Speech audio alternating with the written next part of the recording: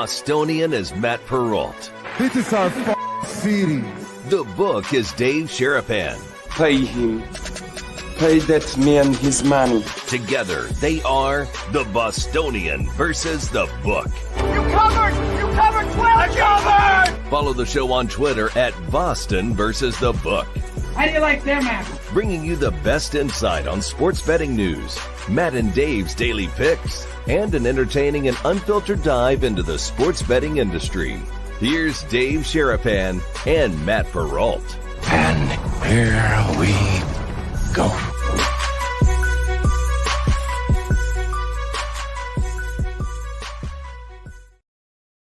Just so there's no confusion, boys and girls, he is the book. I'm the Bostonian. This is the Bostonian versus the book. You guys are watching it live on YouTube at Boston versus the book and on Twitter X as well. Sirius XM, channel 159, Sports Grid TV, folks. We love you. Primetime last night. We love you. I'm Matt. He is Dave. I know it's confusing sometimes, but that's how this show is operated. This is how we do stuff. Welcome to a Whale Watch Wednesday, everybody. Alex Kane joining us momentarily, CEO of Sport Trade, and then the Lip, Tommy the Lip, maybe the biggest Bills fan in Las Vegas, professional sports gambler and diehard Josh Allen apologist, joining us here on a Wednesday. How are you, sir? I'm great. I'm better than great. We had a guy named Bud Weiser today asking us questions, and he thought that I was the Bostonian. He had no clue who that other guy was. He said, to make the picks, you don't make think picks. about the picks. Okay. We do the picks every day on every show, on your other platform, on Betting Pros and the Daily Juice. You do a compact version of picks on every show on Sports Grid. Everybody does picks. They ask me what I like. I tell them. Do I give picks like in that form? No, but the show is about the games and about the lines, the business, the picks. It's all there. So, Bud, take a deep breath. I'm Dave. I'm the book guy. I'm from Pittsburgh, although I'm wearing the Philly stuff today in respect to our guest, Alex Kane, who runs a joint called Sport Trade. It's right there. We're going to talk about this. Earlier this week, we had, I don't know if you've ever heard of them, Kenny Mayne and Neil Everett. They've been on SportsCenter. They do picks. We talked about games. Yesterday, it was just me and the Bostonian guy. That guy, Matt Perrault. Today, we got Kane, A.K., Big Red, and we got Tommy the Lip. Tommy the Lip, I asked, did he wear pants? I said, Tommy, please wear pants. Shoot down, not up when you get the camera set, please. He saw Furman this morning, so I know he's riled up. The Lip is ready. There's T-Sizzle 58, Steelers, Penn State, Army, parlay, easy money. Send your picks in the chat. I'll read them all show, okay? Friday is Roll Call Friday, okay? And we read your name, where you're from, all this other stuff. Today, let's give Bud some picks. Do you think he thought the book meant the bookshelf behind me? Do you think that's what he meant? Do you think that's what he meant? It's the bookshelf that I'm. I don't know. I'm like, people are like texting me like, who's this Budweiser guy? I'm like, I don't know. Someone's burner. Know. It's someone's burner is what I think. Is it? Yeah, it's just someone jagging us. It's just somebody deciding to be a dink. It's fine. I mean, whatever. The Bostonian versus the bookshelf. Listen, he lights out. Good call. I mean, it's too good. The cat almost ate it on the bookshelf. Back on the juice. We put that clip out. True. Marshmallow almost bit it. We're just all here for the marshmallow. Marshmallow picks. See, these people get it. Tyrone Boyd, we're all here, Dave. Just keep telling them. Keep showing up. Keep liking, subscribing to the show. You think it's Emerson's burner? I don't know. I hope not. I don't know. Maybe it's because I'm nostalgic because I'm trying to find the best clips for Friday. And it's just, I don't know. It put me, we've had a very good week. We had some good news. We got some big announcements coming down the pipe. When can we say that? I mean, we can say it now, but I mean, we don't know the dates. So like we can tell everybody that we're going to be doing multiple shows from Resorts World, but we don't know. You just did. I know, I just did. So I don't know when they are though. So like we got a big deal done with Resorts World that we're going to be live multiple times in Q1 from Resorts World. So if you guys want to come and hang out with us, Friday's our anniversary show. So we're heading into year 4. We're going to have some big weekends, January, February, March. We did March Madness last year with those guys, but we're back doing it again.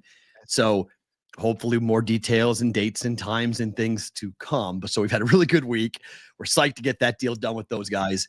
We got Alex Kane coming back on with Sport Trade. So we're going to be live in Vegas. I have started conversations. We're going to be live in Pittsburgh or Boston in 2025. It's going to happen. 100%. We're going to be live 100%. from either Boston or Pittsburgh or both in 2025. Yep. And I think people have seen it. We've had a couple of people reach out to us in the last literally day and was like, how can I help you guys grow the show? The Kenny Mayne and Neil Everett interview, I've had multiple people DM me going, how the hell did you guys get that done? Like, how did you land them both? Caught him up on the phone. So we got them both on. Yeah. Will, yes. I need to meet you in person, Will, because we've made your life difficult at times. Yes, Will, pack the bag, baby. Pack the bag, Will. Will has become an honorary, I don't know what you call Will. I mean, Will we have our own slate. Producer. I mean, he really is. I mean, we joke around about t-shirts, and it's like we have to get our ass in gear for t-shirts and hats. And you guys, for Christmas time, I've had 2 people reach out to me and be like, why did you guys not do a Christmas hat and t-shirt package to sell it? Because people would buy it like crazy. I was like, I don't know. Do you know how much stuff Dave and I have going on right now? Like, that's not like on top of the mind awareness. We had to get that deal done with Resorts World. Yes, had to get that done. So we got that done. That was the sole focus of everything that we were doing for the show. But this is a t-shirt. But this is a t-shirt. Is hashtag sorry, Will? Isn't that t-shirt? That thing's going to go like wildfire. Like, it's got to be a t-shirt. We might have to have Will send a signature and put it on there too. Like, an autographed version of that t-shirt, because people are going on the socials at Sports BK Consig for me, on the Twitter at Sports Talk Matt for you, the show at Boston versus the book, the engagements off the charts, and they're replying to each other hashtag sorry Will. Yeah, I mean it's incredible. Yeah, it's too good. It's phenomenal. So lots to come today. Tommy the Lip will join us about the Bills and everything happening with Buffalo and the Lions. But let's watch here. It is a Wednesday. I don't want to keep coming in Eagles stuff. I don't know where. I always love to see where everybody is. It's like, where in the world is Carmen Sandiego? So like, where in the world is our guy, one Mr. Alex Kane? No Eagles gear here. No Eagles gear here. Just very boring clothing today. I'm in Camden. Not usually in the office on Wednesdays, but the Delaware River there, got a nice view of the Philly skyline. Okay. Does it say Eagles are going to lose this week over there, or what's it say over there? I don't hate I do not hate the Steelers. I think we have them around 33%. After watching last week, I mean, I'm certainly probably going to bet that. Last week I bet was it 14.5? I paid minus 125. Okay. Around 55% for that. And that was like not a sweat at all, which was great. 14.5. Come on, it's a lot of points, right? Yeah. What is it? What is the 50-50 spread at this week? Is it like 5-ish? Right now it's 5. And in some places have moved to 5.5, trying to quote unquote find this Pittsburgh money, Alex. And I'm wondering, at what point does somebody say the Pittsburgh Steelers are 10-3, and they are,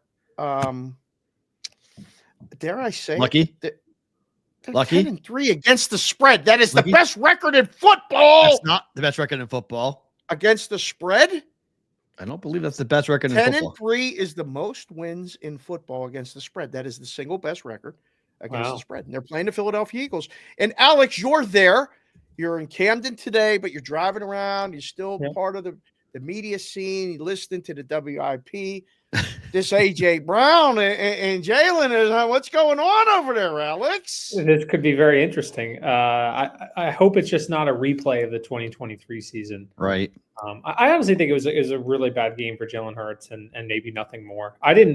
It was just like a horrible game for them offensively. And I think it was just more like there was no urgency of like, I think there was a lot of confidence in the defense, which ultimately, honestly, the Eagles should have lost the game, right? I mean, the guy, I'm not sure the receiver's name, but we thought he caught it. I was in the stadium. We thought he caught it. I mean, you thought Leggett caught it?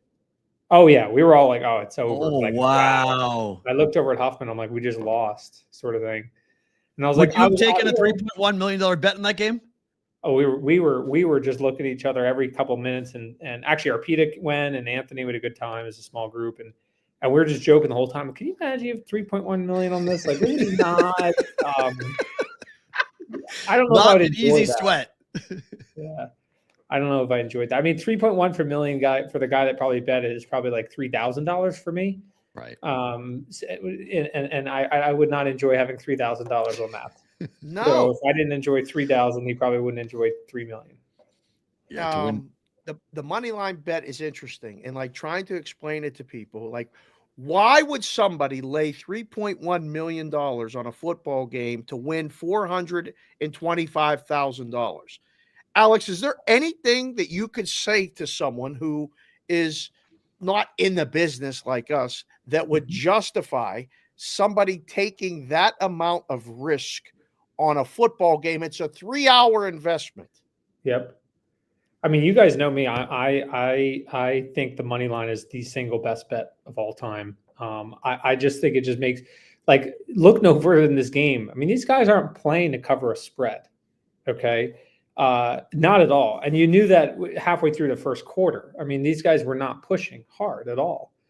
So he could have bet, let's see, he bet 3.1 million to win 400,000. So his return is 3.5 million. So he could have bet 1.8 million on Eagles minus 14. That would have been the same size bet, right? That would have got destroyed. Lost. And so I'm probably the wacky one, but when I look at Sportrade's prices, and I'm trying to, who's the biggest favorite this week? Baltimore against the Giants. Baltimore. It's the biggest spread since 1966 for the Giants at home. Yeah, that's a big number. That's like we have that one at like 90%.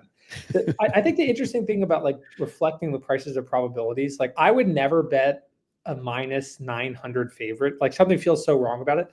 But if you express it differently with 90%, which those two are the exact same thing, you think, you're 90% of the way there. Like you just, you put in 90 to win the 10. And I don't know. I think there's some psychology going on there.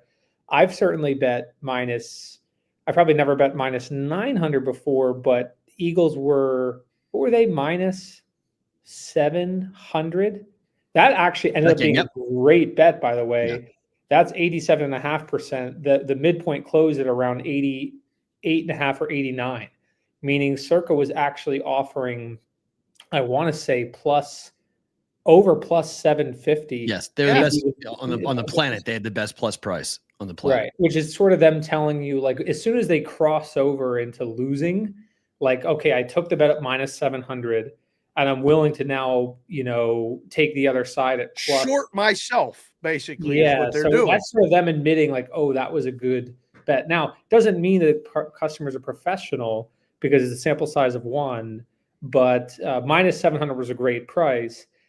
I probably wouldn't go any further than like 85%, which is at minus 600-ish range. But minus 700, it does start to get really expensive. Yeah. But I bet minus 200, minus 300 money line bets on the regular.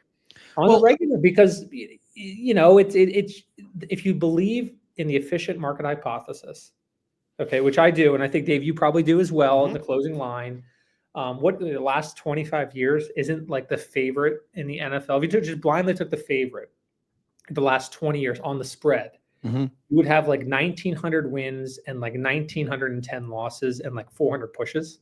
It's like crazy efficient. You could literally open up Sportrade, whatever app, any given day, and go like this, and you're going to be just as good as the average gambler, whether you're betting minus 9,000s or plus 9,000s. If you believe that the spread, the price is the same, Sport Trade has a really cool way of showing that to you, then it really doesn't matter. And so I'm probably the outlier.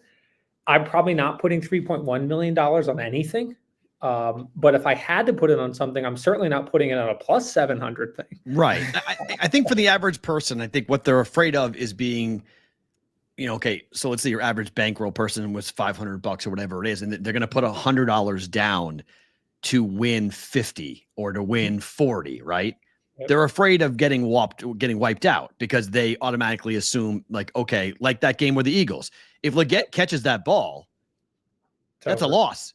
Yep. That's extra point away from the Eagles losing, and that guy losing $3.1 million. So it's sort of like staring into the abyss and saying like, okay, am I going to put a fifth or a fourth of my bankroll in play because it's minus 700, and then they lose, and I feel like a schmuck because I went and put that much money down on a thing I thought was a sure thing, not even a parlay, just a straight bet on a big favorite.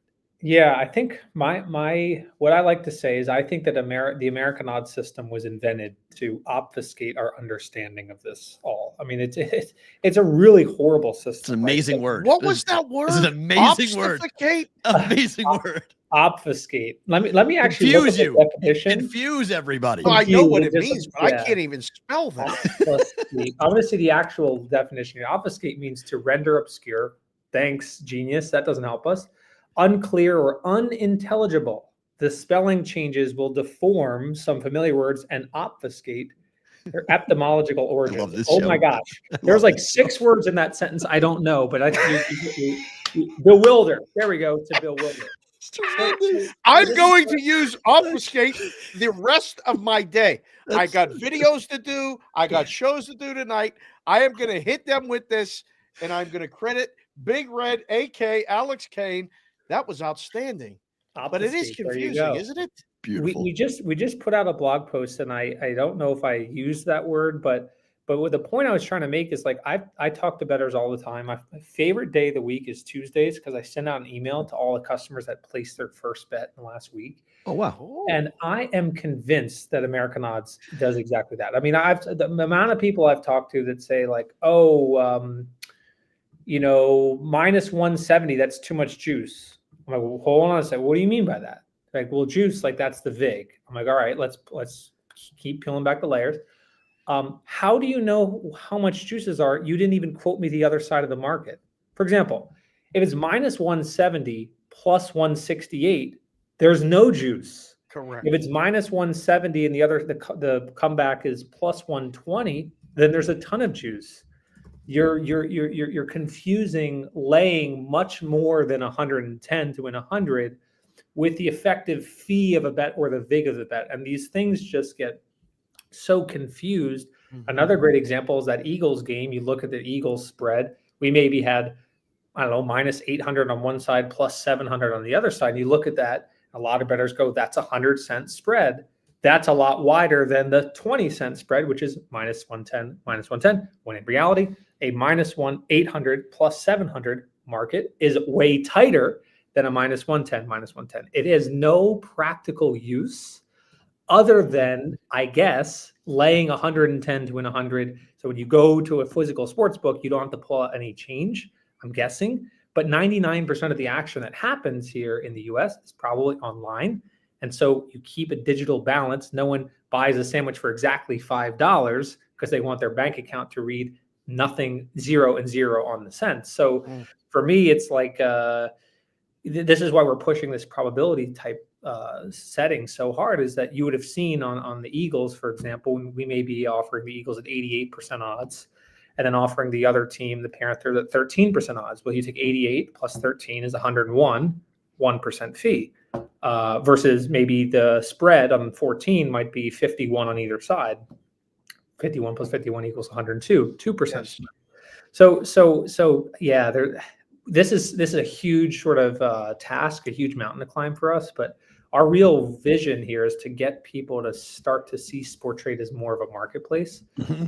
Because once you start to go down that road, you can visualize the spread way better. You can change that spread and say, I don't want to pay 51% for this, let's call it Eagles -5.5 against the Steelers. I want to pay 50%. And I can see that if I'm bidding 50%, I kind of see where that bid stacks up. How competitive is that? How likely is that to be filled?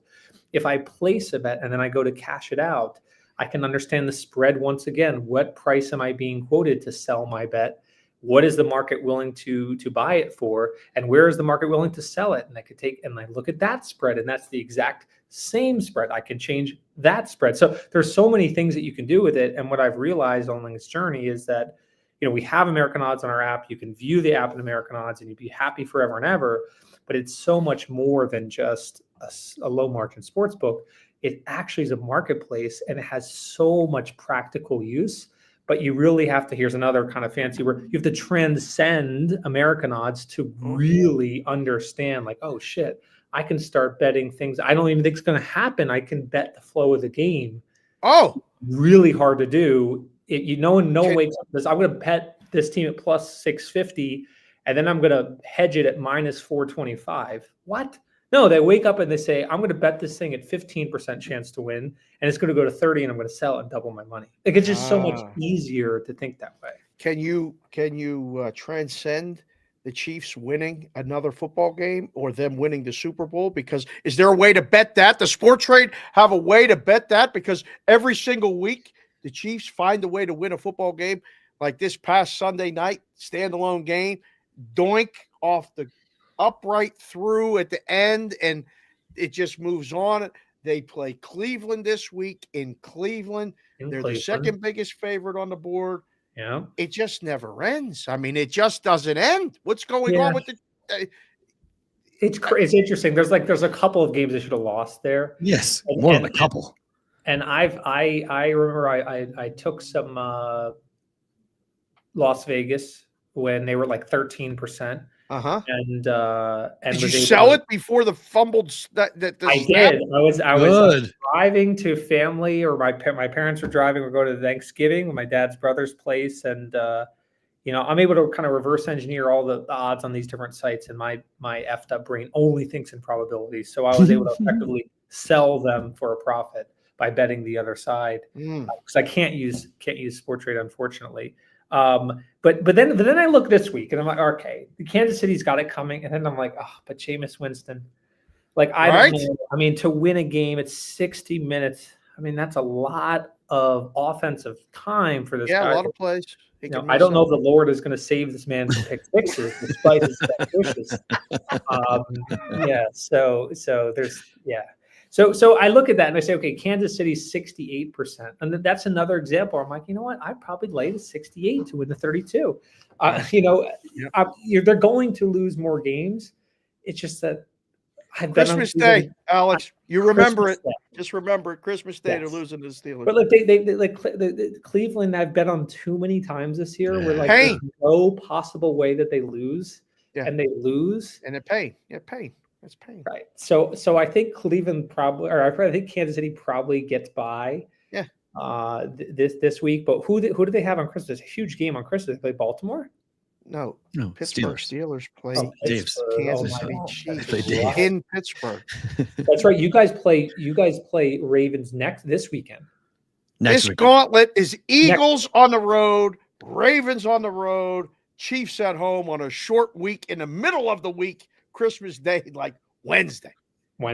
How do you? How could they? What's the probability that they win those three games, Alex? Oh, yeah, that's interesting. So because they're 5-point dogs, and probably pick them or 2-point dogs against the Chiefs. Pick at home. Woo. So this is another great application of probabilities, if you wouldn't mind indulging me. So let's think about this.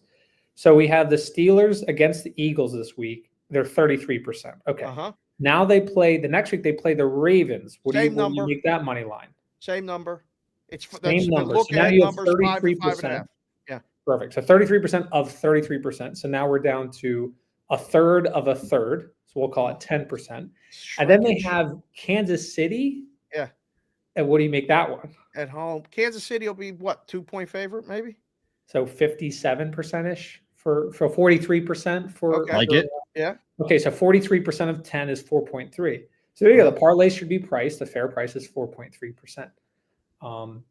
Just another great application of this. Like you don't even need a calculator. Like you just say, okay, well, you don't need a calculator, Alex. But I mean, there's some people that need a calculator. That's true. For that. You're trying to obfuscate everybody. Yeah, that may obfuscate, but we got lucky with the numbers, and maybe you kept it simple to make it easy. But a third of a third, and then 43% of 10. So, but yeah, it's gonna be a very, very interesting time. This is gonna be an insane week for football. I was driving down the road the other day. My girlfriend does not like football at all, and I've been holding this in for like 2 weeks. And I turned to her and I say, I just have to get this on my chest. She's like, what are you about to say? And I was like, I've really enjoyed watching more football this year. I don't know why I'm saying this. And Alex, and get it all out now. You got it off your chest. Get it all out now. Because if it ain't right at the beginning like that, I mean, like this is just part of the job. You got to watch football. Part of the deal. So like this is all part of the deal. Buffalo, Detroit. We got a guy coming on after you who's a diehard Buffalo guy. Yep. Josh Allen was amazing on Sunday, and they still lost. They're playing the Detroit Lions. The line is only 3, which is a 3-point line is like, say, minus 150 or minus 160. What is that probability for the people? We got it here at 57% for Detroit. It's close. You have literally done the handicapping that I have personally done to bet Detroit at 57%, which is if there should be 3-point favorites, that should be 60%. They're at 57%. So that's one thing. And then the second thing is this Buffalo. Do they have any defense? What is going on? Whoa. I mean, how many points? Nope. Right? They played the Rams. The Eagles did a lot better defensively, if you remember, against the Rams. Detroit is going to be no easier.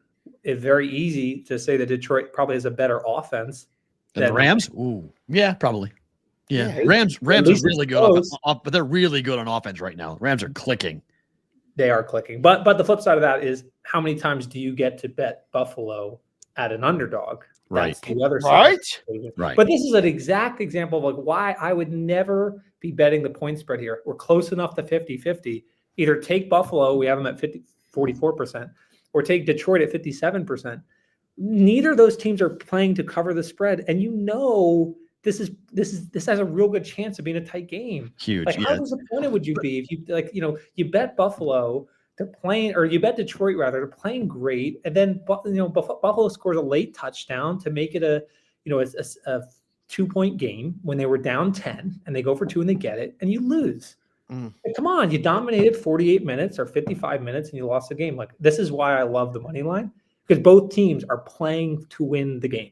To win the game. Okay, so let me ask you this, though, because we don't just have game markets. We have award markets. We have other markets that involve non-sports. So Josh Allen is minus 400 to win the MVP. So he is a massive favorite above Saquon Barkley, who I believe is plus 200 or plus 300 to win the MVP. Do you have the same philosophy when it comes to laying big favorites to win awards versus games? I don't, because you could have, we don't want to think about these sort of things. And so I probably won't even mention, but bad things can happen to players, right? Carson Wentz has happened to. He was having, one could argue, right? I just saw the play again. I was like, man, I can't believe this many years has gone by. Jumping in the end zone, and basically his whole career was over when that happened. So that's why I would be a little bit hesitant. Plus, you're not betting on something you can see with your eyes.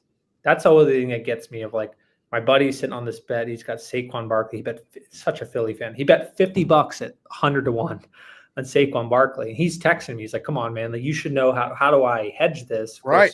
He's not getting a cash out.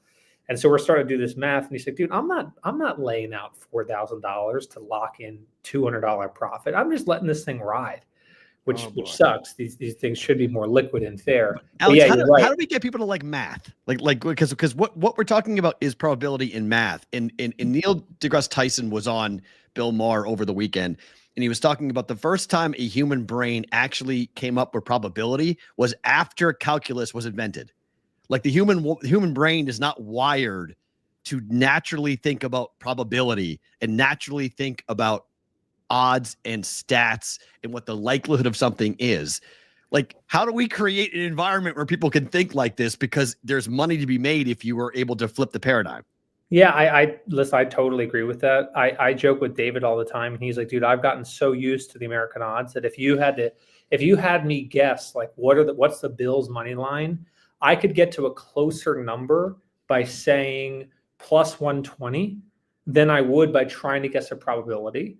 And so that's the entrenchment. That's what we're going up against. But the reality is, if you took someone that never has placed a bet before, 21-year-old kid, right?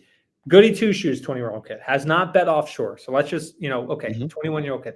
And you said to him, which of these numbers would be easier? If you had to choose to bet in one of these paradigms in your entire life, 55% versus 45%, or plus 120 versus minus 120. I think you'd get a lot of people say, I've been doing probabilities. Yeah, there might be sort of some statistical challenges on the fringes, but easier to me. I have no idea what minus 120 is. By the way, I don't plan really on betting exactly 100 or to win 100 or whatever.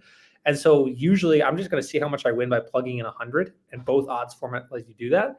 What the advantage is of probabilities is we all think in probabilities every day, right? We don't go on our weather app and say it's minus 800 to rain tomorrow. I mean, I'm going to invent a weather app for Dave because he's the only person that thinks like that. And he's going to look at his weather report, and his kids probably also understand American odds. So, hey, Mom, should I bring my raincoat? Yeah, it's minus 650 to rain tomorrow. But most people are in probabilities, right? Most people see that it's 80% chance to rain tomorrow, and they know 8 out of 10 chance. So I'm not saying it's easy. I'm not saying it's even better. I'm saying for us specifically, here's a great example. Saquon Barkley offered around 15% chance you reverse engineer the odds to win MVP. Think about it. It allows you to say, wait a minute, 15% chance. So I think that he doesn't even have to go to 100 for me to win money. He just has to go above 15. So I can bet the flow of this and say, Saquon Barkley, if he plays great, let's say Josh Allen throws 2 interceptions and they lose by double digits to the Lions, and let's say Saquon Barkley somehow has 2 touchdowns. Winning matters a heck of a lot less to a running back going for MVP than it does to a quarterback, because that's why quarterbacks are so often favored in these MVP markets. Then you say, wait a minute, he goes from 15 to 25, and I can cash out. So it allows you to think about this whole thing in a different way. It's not like a mathematical way of thinking about it. It's just like really simple. Do I think it's going to go up or down? Right? Just 15 gives you that benchmark, that sort of break-even point. And so, yeah, it is a different way of thinking about it. But once you start thinking about it this way, it will change the way you think about sports betting. The chat is nominating you to become a Sesame Street character like the Count, so kids can learn how to do this in elementary school. I accept. Do they pay well? They don't. It's an unfortunate part about all of this. It does not, but it would actually work. We might have to get my kids and you in touch so you could explain it to them and not taint them, because I have completely probably confused them their whole lives, like trying to explain what minus 200 is and why, where you could just say, no, it's 70%, and they'll get it. So that's pretty good. What's cooking at Sports Trade like right now? I mean, is it slowing down? Is because it's like rounding down to the end of the year, but then what's coming, right? This college football playoff. I mean, you want to talk about the bell curve? Yeah, Alex, it's just going to be monster hand. It's monster. We're really excited. I think we have got all these sort of games up, and I'm trying to see what some of these lines are. You guys have, Alex, you guys have on January 9th and 10th, 11th, and 12th. You have the national semifinal on Thursday, the national semifinal on Friday, 3 wildcard weekend games on Saturday, and 2 more on Sunday. Bam! Yeah. I mean, that's a 4-day parlay of just like, oh my gosh, level betting. Yeah, that's going to be awesome. Yeah, and some of these games are I'm definitely going to be betting a lot of these games. I get that free pass from my girlfriend as well. That's why she's like the greatest person on the planet. He's doing market research. Of course. We all are. Yes, we all are.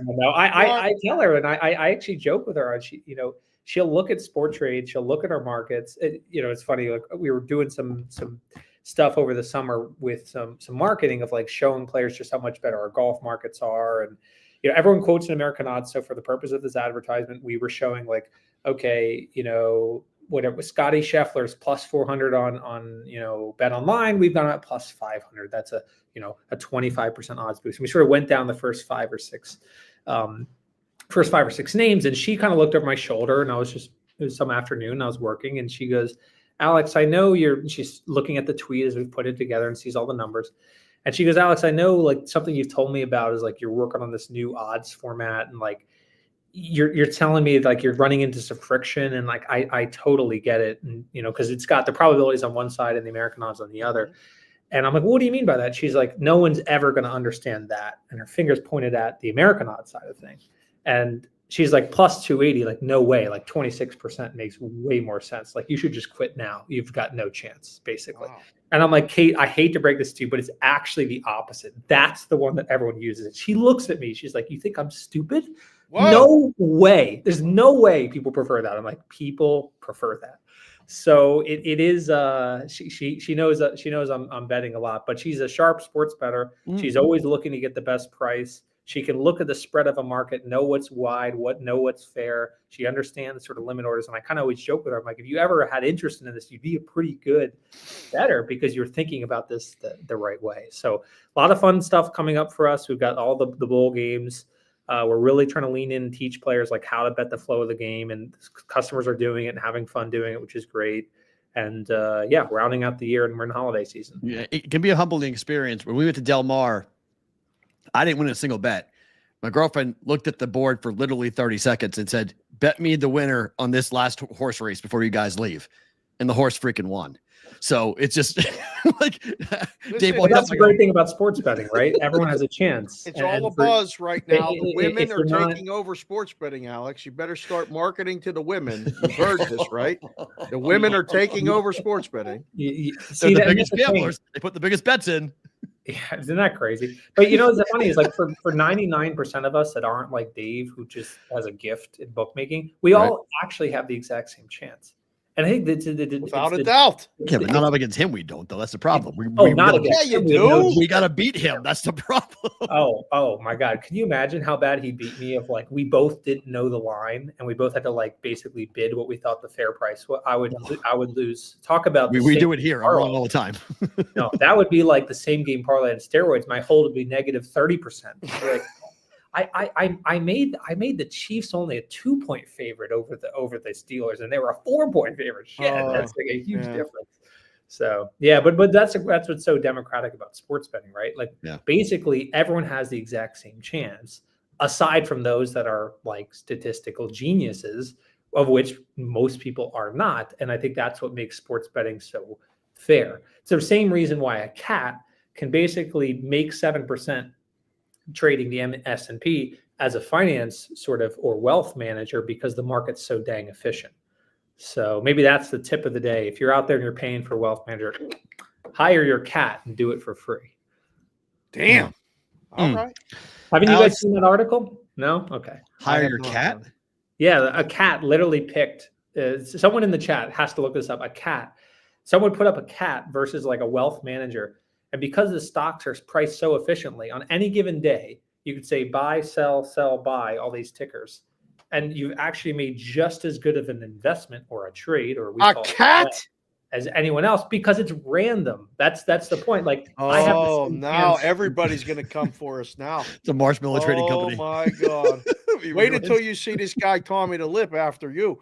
I mean, he's a golf guy. He's a betting guy. He don't even have a cat, and you tell him that a cat could pick better than him, he's gonna have real mad, dude. Real mad. Yeah. Alex, thank you for the time. We appreciate you coming on every week. We'll get to you next week. All right. Awesome, guys. Thank you. See you next week, Steelers, baby. Here we go. Kane, CEO of Sport Trade, the before mentioned Tommy the Lip, joining us from somewhere in a location undisclosed. Tommy, how are you? Welcome back to BVB. Yeah, thanks for having me back. Things are great. I'm not going to move the camera around. I'm not wearing a lot Keep here. Your pants on. All right. I'm not going to move the camera. It's good. What's going on with you guys? We're very excited to see you this week. We just had on Alex Kane. He runs Sport Trade. You need to get down to Arizona, get an account, and start looking at the golf prices because they got sick golf prices. It'll be a perfect out for you. Guaranteed. Yeah, it's great. My buddy just moved down there, so yeah, somebody that I trust. So you know how the world works. So yeah, maybe we could do that. Absolutely. If you sign off on it, I'm in. Yeah. It's 100%. It's 100% one of the next things. And yes, Alex and his team do an unbelievable job. I know them all. They sponsor the show on Wednesdays. It's Sport Trade, Whale Watch Wednesday. 100% you got to get involved in the golf. They probably hire you as a consultant after 6 months. There you go. Yeah, perfect. I'm telling you. Yeah, let's do it. I saw Josh Allen on Sunday do what he did. And I know that Tom E was in town, and I had a crazy week over at the house, and I couldn't get down to hang out with you and everything. But I said, man, we got to get Lip on the show because you've been talking about Josh Allen for a long, long time. And is he the MVP of the league? Is it over? Is it done? Is it a wrap? Well, it's completely over. Now, listen, the other guy with the Saquon Barkley and all this stuff, that's nice. And, somebody's saying that, he's fallen down on the 1 yard line or whatever. Barkley's had a great year. They have an awesome offensive line. They have multiple weapons over there that, they can do. Their defense has been through the roof in Philadelphia as well, too. So, I mean, we just, the game that you're just talking about, we lose, 44-42 or whatever, because, Joe throws in a sneak. I'd rather throw an interception than call a timeout in that situation. All right. It's, the same thing went back to the Houston game or whatever. But the bottom line is in that game, we didn't have Kincaid. We didn't have Coleman. And we have Josh Allen. And it doesn't matter. We could put us three out there with Josh Allen playing positions, and we're still going to move the ball. Really? He's the best player in the league by far. Now, not by far. Mahomes, not by by far. Not by far. By far. Not by far. He's by far. He's having the best year. He's not the best player. No, he's the best player in the NFL by far. I know I've been around Patrick Mahomes 2 times, and he has more of the it factor than anyone I've ever been around besides Tiger Woods. He has something very special about him, but he's not as good as Josh Allen. He's playing in the same thing. They're getting lucky winning these games and, junk. They're getting a play at the end of the game. Guys are doinking stuff in and all this other nonsense. All right. Josh is doing the same thing on the other side with what he has. He's not turning the ball over at all like Mahomes is. And he's winning games without his full arsenal. How can you say he's not the MVP? Are they going to win this week? That's what I want to know. I took a +3 when it opened. I heard earlier you were telling them the line. The line's currently 2, not 3. So Detroit has, they have injuries in the, on their all across. Yeah, it's around dip to 1.5, 2, bookmaker, whatever. So, both sides have some defensive injuries. They have 4 players that are on the defensive line for Detroit that, are going to probably practice, with Reeder and everybody by Thursday. They'll probably come back. They're dinged up in the secondary. Buffalo's dinged up in the secondary as well. Rapp sat in practice. It was a walkthrough today for Buffalo. And so was Douglas, who had his worst game of the season last. We brought Milano back, and that's been a little bit of a problem for us because we had Dorian Williams that for the first 8 games of the season was second in the NFL in tackling. Now we're bringing Milano back. He looks a little bit slow. He used to call plays. So it's going to take a little bit of time in order to get that going. But to answer your question, who wins the football game? You give me Jared Goff or you give me number 17 in this game, and I'll tell you who's going to win the game. Goff is having a great season with a phenomenal offensive line over there. They have an incredible running game. But he is not Josh Allen. He can't play off schedule like he can. I think it's going to be a very good game. The total's gigantic. That's not my type of thing. 54.5, Lip. I mean, like every prop is they're gonna bet this like the Super Bowl. Well, for all intents and purposes, everybody thinks it's the Super Bowl. It's not the Super Bowl. The Eagles are going to be in the Super Bowl with Buffalo this year and that's the one team that I'm worried about playing. So here's your question, though. Okay, so you're saying the Bills are going to do this. Peyton Manning had to do this because he couldn't beat Brady, and then he finally got one. Josh can't beat the Chiefs. He can't beat the bugaboo, the monster. So you're telling me that Buffalo, which that loss to the Rams could blow the number 1 seed, that Buffalo is going to Arrowhead in January and winning? I'll be at the game and they'll destroy them there. Destroy it won't even be them. They will destroy Kansas City this year. The AFC is from your lips to the world. Wow. Let me see it. That would be amazing. The AFC is junked this year. Correct. It's junk. Agreed. All right. And that goes for your Pittsburgh team too, Dave. Whoa! I told you. What are you talking about? I I agree. don't give a shit We're what you 10 and think. 3. I don't give a I shit. agree. All right. Their quarterback is horse shit. He's junk. He Russ is Wilson? absolute junk. They're bringing in the other guy to Fields to run around and make, to end the game. Russ doesn't do anything well. That coach that you guys have over there is a leader of men. I will say that about Mike Tomlin. I've been around him 2 times. He's an alpha, and he doesn't take shit from anybody. He doesn't care what anybody thinks. True. That's what I love about him. They just don't have the talent. Period. Pittsburgh. You want to talk about Kansas City? What do they have? They don't have Rashid. If Rashid Rice comes back, talk to me. They don't have enough over there. They looked fantastic in the first half against the Chargers. Their running backs are good, no? Oh, Jesus. Their tackles are the worst in football. Correct. They can't block a thing. Correct. Nothing.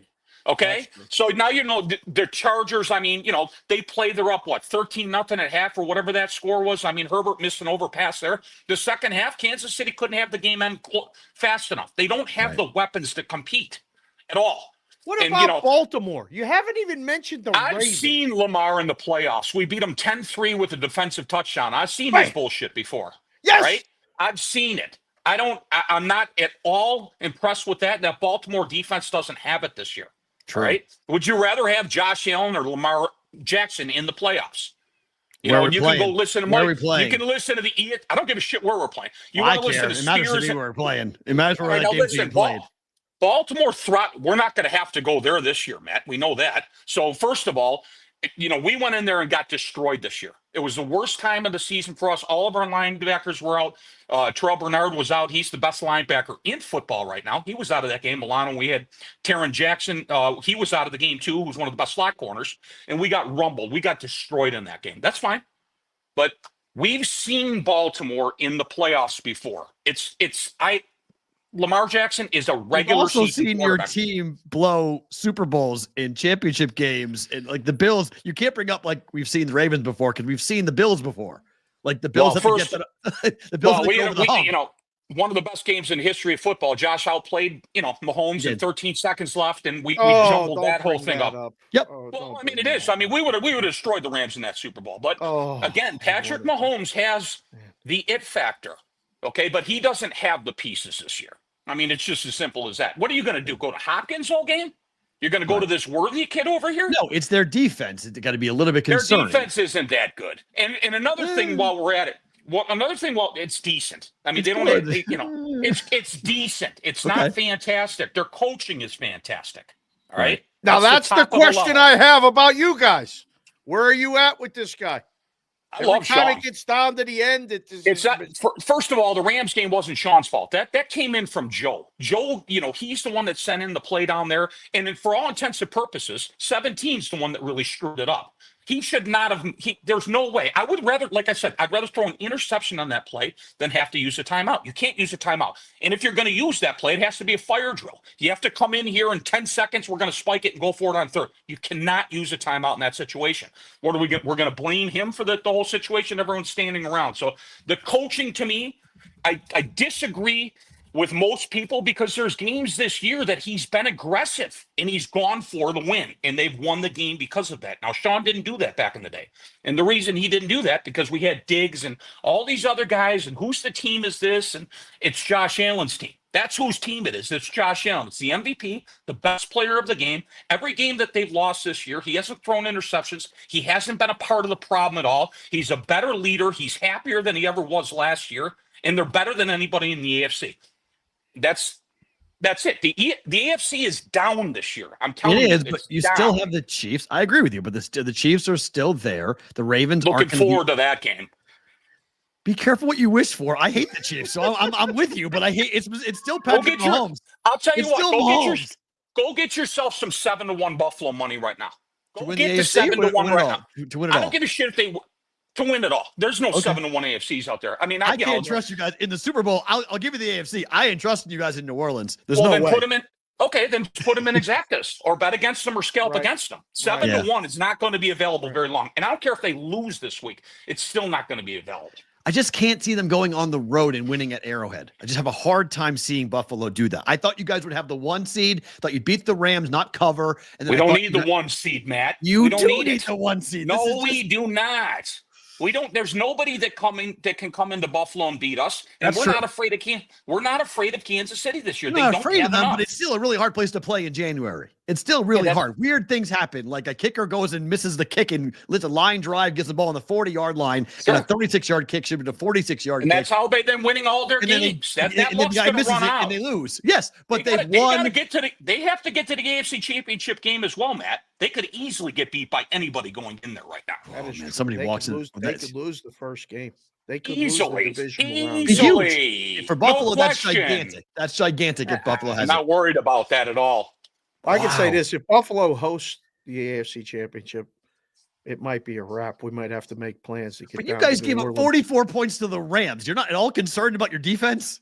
No, and it was the worst game we played all season. Douglas was awful. I told you about the Milano problems that he had. It was a tricky situation going to LA. McVay's one of the top 3 offensive, Puka's back. They're moving people around. It didn't match up for us. It's what they did well is what Kansas City really used to do well against Buffalo. They show a lot of eye candy with lateral. They're running Tyreek, this way, or Rashid's this way. And, it's throwing us off balance. They ran the ball very well on us.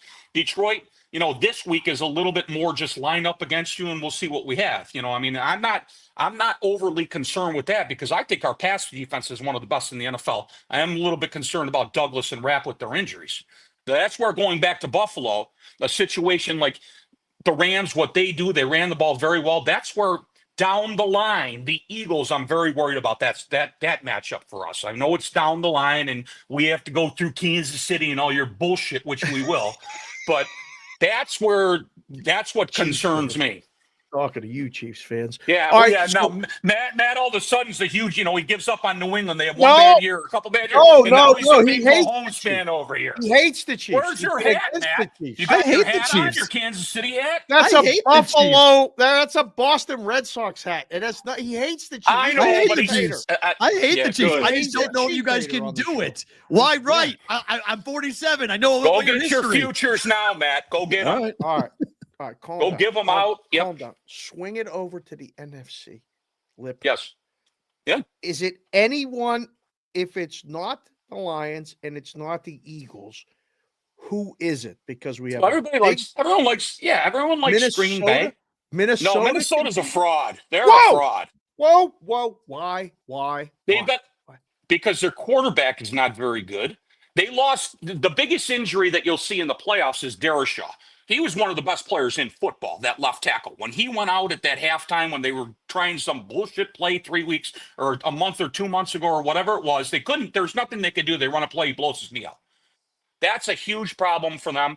Their defense has been okay. Their coaching has been all right. I'm not sold on Minnesota. They're 11-2. Yeah, they were but remember your buddy Benson last year where they're coming into the playoffs, they're going to be an underdog versus this team. We're going through the same shit again with them. Yeah. Right?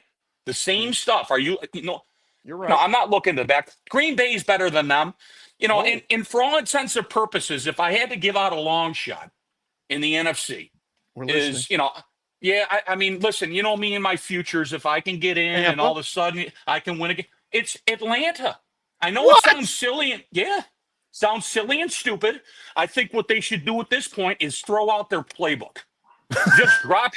Just whatever the playbook is, take it and throw it out the window. You're never using it again. Okay? And the quarterback goes with it? No, you can give it to the other team. No, the quarterback stays. Cousins quarterback8 stays. picks and no touchdowns in 4 games. Yes. I don't know. Yeah, shotgun again. We're spreading everybody out. We're going to get Pitts on the outside. We're going to get Mooney going. They can't use Kyle Pitts, Tommy. They got no idea how to use the guy. They get one of the best tight ends in football. They can't get the ball to him. The playbook.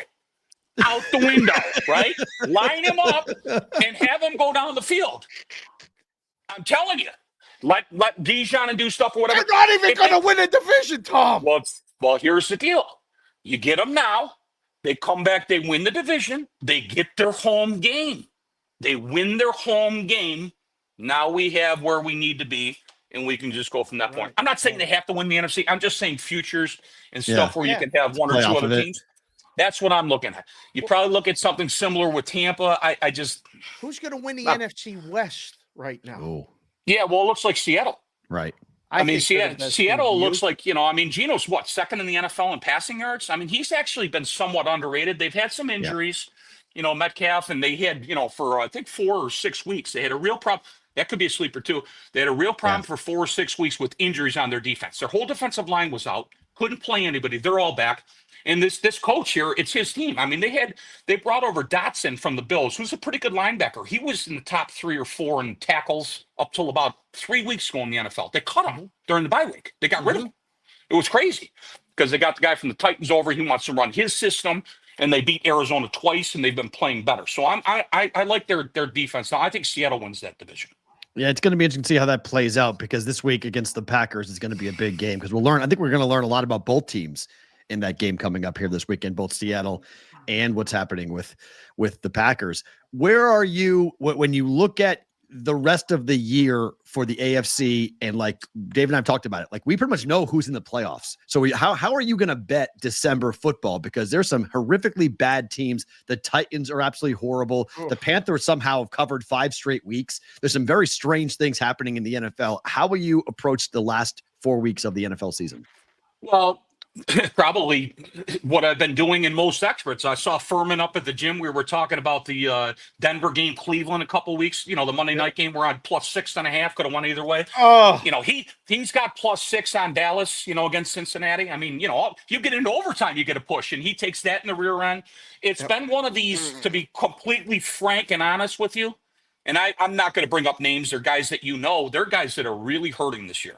There's guys that don't know how to manage properly. They're getting their information with other guys' information. This guy's information, it's all matching up, and it's a pile of shit. It's nothing but losers this year. Yep.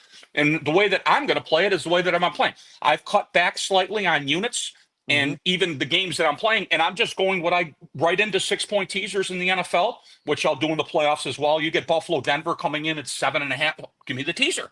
That's what I'm looking. Yeah, well, that's why. I mean, we understand we're laying -110, Matt, and I have other places you can leave, bets open, so it's a lot easier in our world than it is open walking into Westgate and you're laying a 30 or I mean, Westgate's 40. Well, in the playoff stations doesn't even take them. I don't think. Right. I think, Dave, am I right? They take the teasers right off the board. They don't even want to deal with it, and they just allow you to just piss your money away, which is good bookmaking, but it's not helping us. So that's the way that I'm going to do that. And then obviously, as you guys know more than anybody, week 17, 18, where there's a lot of these games that are going to be somewhat meaningless, you're going to just unload on numbers early and get as much as you can. And then if, you're matching up with, people that know what they're doing and the black market's controlling the market early in the week, as we know it always does. I mean, these bookmakers are just going to move to the number anyway. So that's, those types of situations. And for all intents and purposes, the way that you're betting, you're not trying to get back what you struggle with this year. I mean, the last 3 years for me, where I've been hurt is the first 4 weeks coming out, I've struggled. And I think that's just probably just putting the units back. But then, what was it? 4 years ago, I won the Westgate mini contest, or came in second, for 18-2-1. So. But the one thing with the NFL with betting to me is, I was talking to Todd about it, and some other guys too, is I don't know what this new kickoff is doing. I don't know if it, first of all, nobody understands it, right? I mean, nobody really knows what's going on. The Chargers lost because of it. I mean, they get the ball to the 40-yard line. It's ridiculous. Right. It just seems like, why don't we just excuse my line, why don't we just put the ball on the 30 and start, or why don't we just go back to what we were doing before? I just don't understand it. I don't like anything about it. No, but I'm more of a traditionalist like you guys. Yeah. Well, here's my question too, because in the beginning part of the year, kickers couldn't miss from 50 plus. It was a historic number. I don't know if the NFL played with the K balls or not, but it feels like, and it might be weather. I get that idea that we're getting later in December and people, we have weather that could cause the ball to act differently, but the kickoffs have been odd. The kickers, I think, are being affected by the kickoffs, just mentally having to think about something else besides just kick the thing into the end zone. And then they're missing kicks like crazy and extra points, Tommy, which makes obviously in our world, 1 or 2 points is a big damn deal.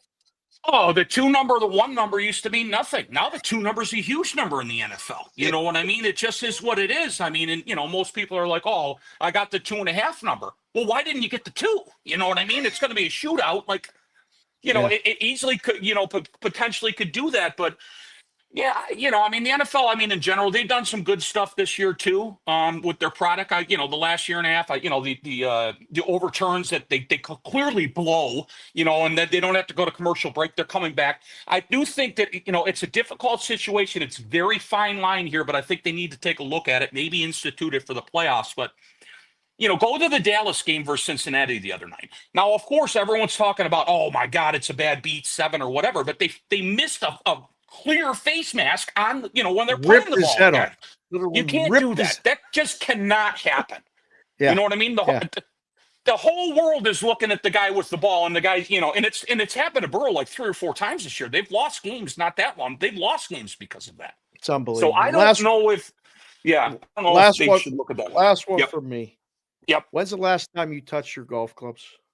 Yesterday, and I'm going out right after this. I did. I was over at Desert Willow. I went over with my buddy that does some work for me, and somebody that I can count on for anything. I went over there and I played. It's an executive course. There's 14 par 3s, Dave. Beautiful. And there's four par 4s. It's only a par 60. I ended up shooting 63 3 over for me, which wasn't, I mean, that's fine. I putt a lot. I'm not taking those big swings that, you know what I mean? I'm getting a little bit older. Yeah. Don't tell me about that. Yeah, unfortunately. I know. Yeah. I mean, I put myself in the back of an ambulance doing that. So, well, I mean, shit. Well, your health, Dave. I mean, geez, every time that I get a text message from you, the next thing I'm going to send back is your blood pressure. Make sure you're doing the right shit. I got to look after you. There's a lot of problems. I'm telling you right now. He's in better shape than I am, though. So, no, you got to take some of the responsibility, though. You can't. Your health's going to be on my shoulders. We're in deep shit, Dave. Tell them. Tell them. You're right. We don't need any more on your shoulders, Lip. True. My fantasy, I knocked into the fantasy playoffs in my big league. I'm in. I love my team. So good. I need some vibes from you guys. Josh Allen, Puka Nakua. Get it done. Puka, JJ. Yep. There you go. On the way out, give me a score. Buffalo versus Detroit. What's the score? Yeah, I think Buffalo's going to get up early in the game. You know what I mean? I think that, Detroit's going to play from behind a little bit. I don't think it's quite going to get to the total. I'm going to call it 30-23. Buffalo by 7. Just under. Just under. Yeah, just under. Some late scoring. Yeah. Buffalo first half. Buffalo first half. I heard. No. The Buffalo game, Buffalo teasers, Buffalo AFC, 17 MVP, and get your Super Bowl odds. I think Westgate has 7-1, the best you can get. Go get all of it. You're the best. Tommy, thank you for the time, my friend. We'll talk soon, all right? Love you guys. It's Tommy the Lip. Tommy Lipper joining us here on the Bostonian versus the Book. Great stuff with him. When the Lip brings it, he brings it. Oh, the chat is just going absolutely bonkers with us. We got a lot of Chief fans. We got a lot of Lion fans. We got a lot of people that are like, whoa. What is going on? How is this happening? How did that go down the way that it went down? Yeah. It's too good. Tommy the Lip, man, he's fired up. When his team's in it, it's great. Daniel G, our huge Lions fan. Lions. Listen, we're efforting to get a Detroit side of the story for tomorrow. I need you to reach out to that guy, P-Roll, today. All right. See if he'll come on tomorrow. All right. Some boots on the ground, Detroit stuff. And then working on something else for Friday. Part of Wetzel's opposite pick segment. It's against everywhere. The Atlanta take was awful. What the hell was he thinking? Of everything he said, Atlanta is a dead. Whoa. Like, what are we talking about here? See, now he would show up in the book. Right. And we'd be working. And he'd walk in, strutting in, probably just that from seeing Furman at the gym or coming, hitting golf balls. And he'd go, give me Atlanta to win a Super Bowl. And I'd be like, Lip, are you kidding me right now? What are you doing? And not for like price. The price, not for like $15 either. No. He's looking to retire off it. Yeah. No, he'll He's ship coming it. in. Yeah, it's 150 to 1. He sends it to win $500,000. And you're like, what are you doing right now? What if they do this and they do that? Just take the bet. It causes the pause, right? Like you're like, whoa, wait a minute. Like what do you know? He's like 6'4", right? And so when he would come in the book, he'd be like, "Hey, Lips here," so you knew something was coming. I mean, sometimes he'd come in to say hello or hang out or whatever, but you know, Our Atlanta? Viking fans weren't very happy with that Atlanta. How team. about that? I mean, Calling he's the Vikings very adamant frauds. about the anti-Vikings play. There's a lot of Come people on that now, won't though. give him It's credit. not. Look, offensively, they're tremendous. Addison had a hell of a game last week. I mean, they have JJ, so he's incredible, obviously. Sam Darnold's still very much a question. The defense is my issue with the Vikings. I just, the Vikings and the Bills look similar to me in terms of how they are. I know he doesn't want to admit that, but you give up 44 points to the Rams. You have to be concerned about going to Arrowhead in January. I'm sorry. You just have to be. He's far too dismissive of that, saying that's an easy place to win. It's not. And so I think they slayed that dragon, but didn't win the game when they had it to the 13 seconds. they lost. And they lost. Yes, but like They lost. End of story. I don't They lost. I don't know. You lost. You didn't win. Like, if you're going to, the way I said this to you before, the way the Chiefs are going to lose at home is the way the Patriots lost in 08 to the Ravens. You have to literally take the King's head off in the first quarter. Like, you got to put it so far away. You got to stab them. You got to burn the body. You cannot allow the zombie Chiefs any type of breath of air, because they will come back and burn you. And at home, they're going to get the calls. They got the crowd and they got the weather. It all goes into like, I thought Buffalo would be the 1 seed. I was like, this is the year. It goes through Buffalo, and now the Chiefs have to go on the road. I know Mahomes proved that last year. He can go on the road and win. I'm not saying he can't do it. They but did it every game. Yeah, I know he can't. I'm not saying he can't do it. I'm just saying that's, for me, if Buffalo is going to dethrone and knock out the Chiefs, the Bills needed to be at home. They could still be at home to win the AFC Championship. It just won't be against Kansas City. If it ends up being the 2-3, if Buffalo's 2 and Pittsburgh's 3, Pittsburgh's got to go to Buffalo. You guys, I don't know if I'm going to be able to talk to him for a week. Yeah, you guys lose that game badly. I don't know about badly. You lose it badly. That's a bad match. It's a bad matchup. This is one of the best takes we've had in a while. Can you scroll up and find Joel Ondler? This is for Budweiser. In the chat, plain and simple. You have to outscore teams. Period. Joel, I love you. That's perfect. You got to outscore teams. This is why we're doing the show.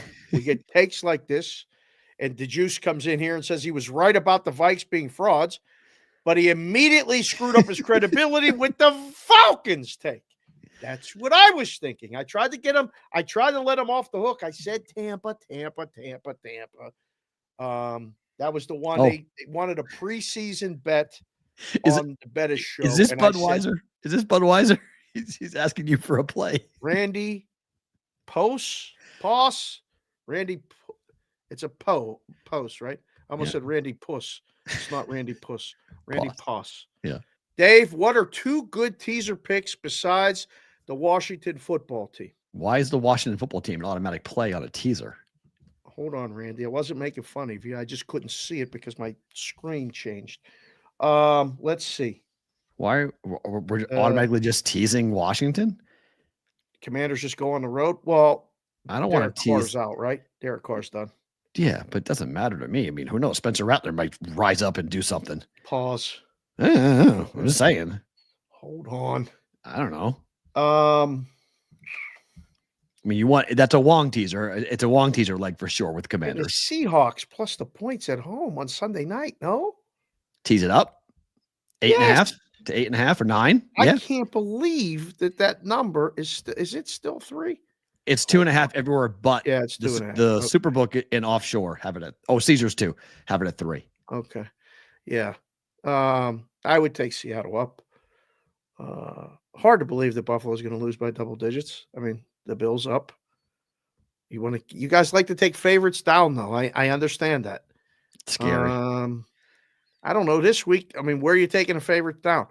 Holy crap. Washington's the only one that really would make any sense. Ravens are 16.5. Yes. Arizona would be a play if you want. You to pull Arizona down. I'm not falling for Arizona again. Against the Patriots? Going cross country? Last couple weeks. Pat's off of a bye. I know.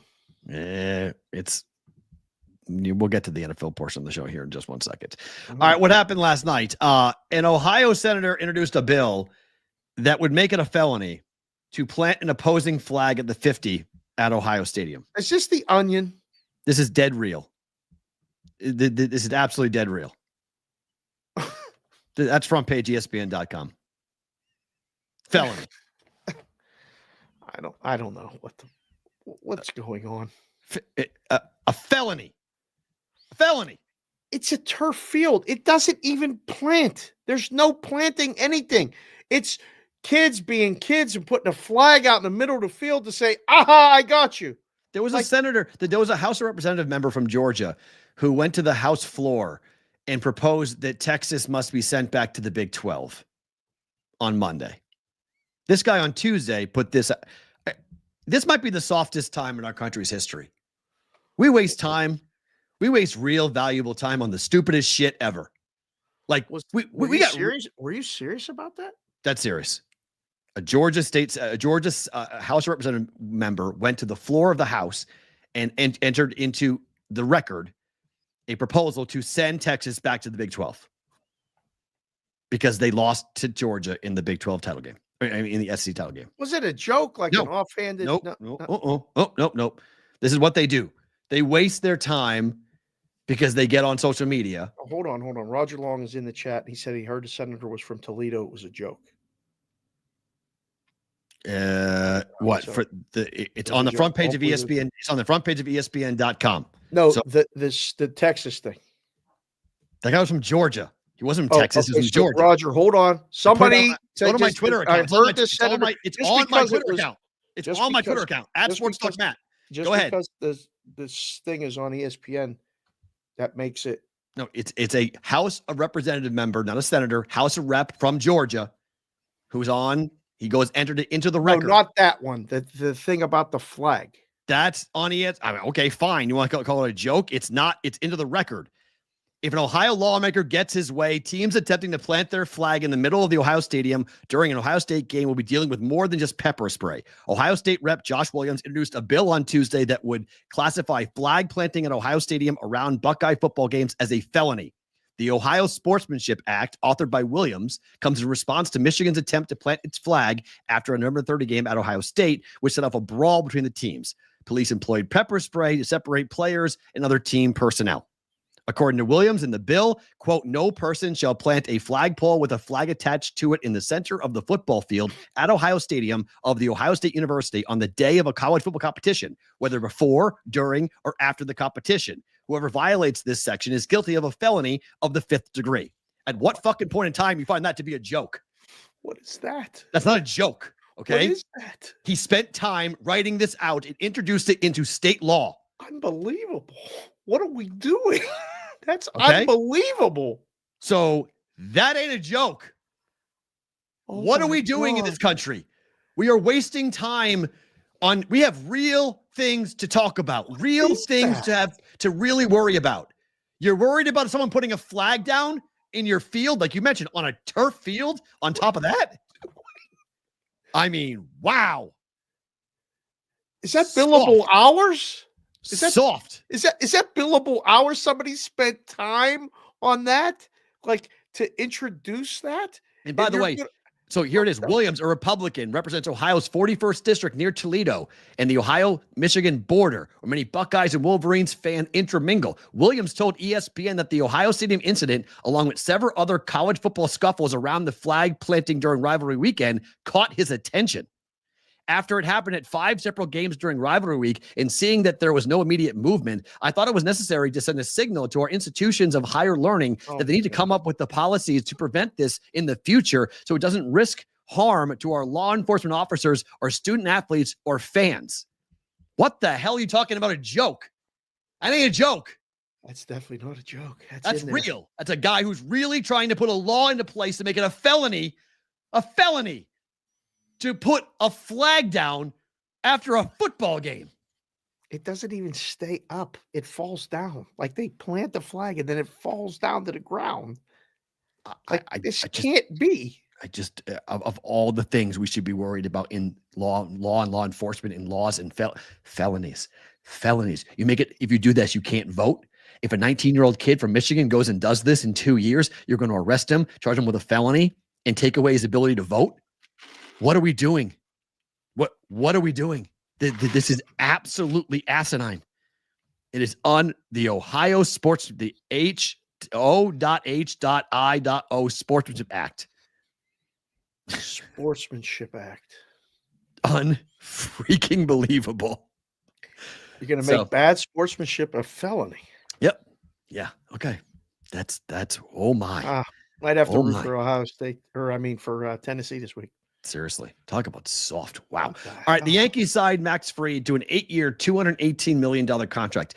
This grabbed my attention because at some point in time, about 5 years ago, $218 million would be like, whoo, that's a lot of money for a pitcher. After what happened yesterday and 2 days ago, it's like, it's a fifth of what Soto got, so not that big of a deal. It's a lot of money, number one. It's a long time for a starting pitcher. 31-year-old, hell yeah. Okay, so that's what got me was like, wait, they gave Fried 8 years. He's coming off injuries and switching leagues, and okay, it puts 3 lefties in the starting rotation now, likely for the Yankees. Yep, trying to stay away from that porch in right field. So yes, so they load up the opponents with right-handed bats to keep away from the short porch in right field, like you said. I don't know if this is good, bad, or indifferent yet. I mean, obviously, I don't think they reacted. I think they had a goal to get another starter. And I don't know. Does it make you go, geez, the Red Sox should go get somebody? Well, they did. How about this? They got Garrett Crochet. I'd take Garrett Crochet without money being attached. It's prospects, but I'm giving up prospects left and right for Garrett Crochet. If I'm the Red Sox, it's a deal. It's why you have. Did you have a different hat on before you heard this news? 100%. Jeff Passan, the Boston Red Sox are finalizing a trade to acquire left-handed Garrett Crochet from the White Sox. Sources tell ESPN the deal is in the medical phase, not official, but it's trending towards it. It is official. MLB.com reported it, that the Sox are sending multiple prospects to the White Sox, including the star catcher in the Red Sox organization, to go get Garrett Crochet. Look, this had to happen for the Red Sox to get a lefty, to get a stud, but this is beautiful to get a guy who they can. The last time this happened was Chris Sale and the Boston Red Sox won the World Series. Just telling you. Last time the Red Sox got the number 1 pitcher from the White Sox, they went and won the whole damn thing. So not happening this year, okay? But they're building. They're building, okay? They're going to lock Garrett Crochet up long term, and they got a chance to go ahead finally to have a lefty in that lineup, that in that rotation who throws as hard as he does. Look, it's not great for the right. Lefties can have a tough time at Fenway. Chris Sale at times, early part of his career, dominant. But generally speaking, it's a right-handed pitcher's ballpark. Roger Clemens, Pedro Martinez, just because of the wall in right field, it's easier for a lefty to go ahead and pepper that wall, and right-handed batters don't go to right field. Huge right field at Fenway Park, short right field at Yankee Stadium. The ballparks are flipped. So I'll be curious how he does. It's a different place to pitch. It's a more pressure-packed environment to pitch, but the Red Sox lost out on Soto. They lost Tyler O'Neill to the Orioles. They lost one of their bats from last year. Yep. But getting Crochet is a nice start. It's not the end all be all, but it's a nice start. Yeah, it's good. I mean, Ross Randall's in the chat. He's also from Boston. Just in case, Budweiser, if you find the show, the guy wearing the Red Sox hat right now is the Bostonian. I am the book guy. Dave from Pittsburgh. It's right there. My name. The Twitter handle. I try to, reach out to you. Ross, these Boston people. Come on, dude. Still need 4 more starting pitchers and 9 fielders. I love you, but can we please stop? I mean, Ross. They have one of the best hitters in the game playing third base. Can you please stop it? Like, it's That's pretty good. Devers is pretty. You just really and look, they've got a bunch of really young, talented players. Okay. Yeah. Casas, if he stays healthy, is a great first baseman and a big bat for them to have. Okay. Duran is an all-star center fielder. Like, they've got pieces. They need more. I'm not debating. They're not going to contend right now to win it all. They're not the Dodgers. Not by any close. They're not even in a shouting distance of the Dodgers yet. But it takes time to build a championship team. It takes time. You get young, talented pitchers like Crochet. You lock them up. They locked up Devers. They've got Duran. They got these cheap pieces, and they're not done either. So yeah, I'm good with it. I'm good with them being there. So what hat did you have on before you found out about the signing? I don't remember. Just a I think it was DDP hat or something. no. I think it was a Wasn't because I went looking for a Bills or a Lions hat, and I don't have either one. Oh, okay. So I realized that, and Right. I don't think I had a hat on, but I was looking for a Bills and a Lions hat, and I realized Okay. it didn't have either one because I was going to Okay. wear it for Tommy to have Right. Bills able to do that. Yeah. This coming from our friend CBW, which always appreciate him, the news hound that he is to grab a hold of stories. College basketball is entertaining the idea of going from 64 to 76 teams. 72 is a target, but 76 is most likely going to be the number. It's not expected to go over 76 teams for college basketball. 76 teams. What are we doing? I don't know, to be quite honest.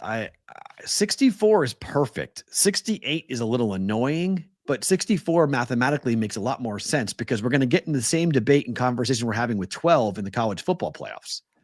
Like, we're going to have how many play-in games? Because you have to get to 64. You got to get to that 64 bracket.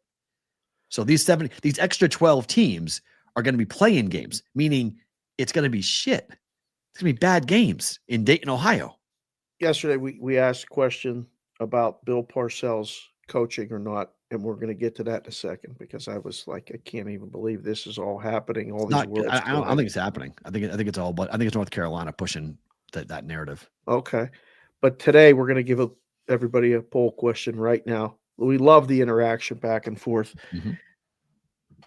Do we need more teams in the tournament? Yes or no? Because I don't know if this should be a 90 to 10 thing. Minimum. They took something that was perfect and they're messing it up. 68 was okay. I didn't love it. I'll sign for whatever they do with the Tuesday, Wednesday, because that's enough. Right. I don't need more. I don't. I saw this thing, and thank you to CBW again. You've changed my life because now these notifications go off, and I'm excited. I can't wait to see what it is. And I went, this is ridiculous. We don't need more. The debates about the college football are different because there's only 12 and there's 4 games to get to the trophy. Mm-hmm. The basketball is the gauntlet. It's not really a gauntlet because you don't always have to win your conference tournament to get in, but a lot of teams do. That's how they find their way in. The good teams are in. They're playing for seeding. But 6 games, 3 places. It fits on one sheet of paper. It looks good on your phone. I don't need the auxiliary play-in thing. I don't need this. Why 72? So Coach what? You would say, good to see you, would say. So he wants to add 2 more games? You think it should be 72. So 2 more games. So basically, so what? So we're playing 4 play-in. We're playing what? 6 play-in games? You can't go to 72. How do you do 72? Well, no, that's 8 teams in addition to the 64. So it's 4 games. Yeah. And I thought we played 4. Oh, no, we played. Oh, so we're playing for the 16 seed. So we're playing 4 games for the 16 seed, and we're playing games for the 12 seed. So, I guess, but like, why would you play for the 11? Well, yeah, it's a great point. So like, I think, but if we go to 72, that means we're not playing for the 12 seed anymore. So we're just going to play for the 16 seeds, the 4. And I don't mind that. That's what we do. Go to 72 and play for the 16 seeds. But the problem with that is no one's going to watch. The reason why they played the 12, because you have to give a brand name for people in Dayton, Ohio, and for us on True TV to actually watch. Like, I love Coach Lutz. I'm happy that Coach Lutz is at Oklahoma State now. But like when A&M Corpus Christi was playing in that, the only reason why we talked about it was because Lutz was on the show. Lutz was on the show. We had the coach of Corpus Christi on. Yeah. So, and then he left, like he should have. He left, and now he's the coach of Oklahoma State. Right. So, like, I don't know what purpose there would be to play 4 games involving left, right, state. Like, are we watching that? I don't think people are going to jump up and down about watching that. So that's where 76 comes in. We're going to play 16. We're going to play games for the 16 seed, and we're going to play 2 games for the 12 seeds. That's how you get to 76. We play for the 16s, the 12s, and the 10s. All of them? I don't know. Oh, I mean, what are they doing? I have no idea. How about 64 teams? Right, like we did. Right. just- I'm okay. I like the play-in idea. I think the play-in idea is neat. It's just cute.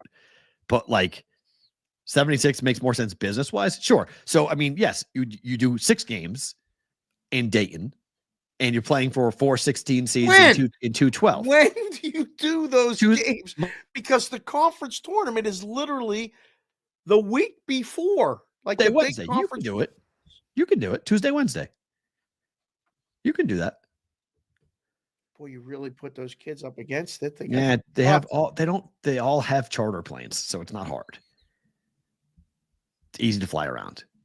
It's 3 games in 6 days. Oh, look at that. Rich Rod's expected to be the head coach of West Virginia.